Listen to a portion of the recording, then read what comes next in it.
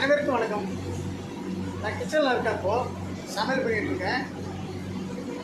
ஒரு 8 வருஷம் கழிச்சு இன்றைக்கி தான் மழையை பார்க்குறேன். மழை பாருங்க, துபாயில் செம மழை அடிக்குது.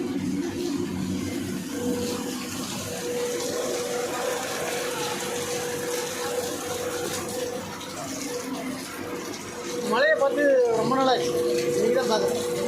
ரொம்ப குஷியாக இருக்குது, சந்தோஷமாக இருக்குது.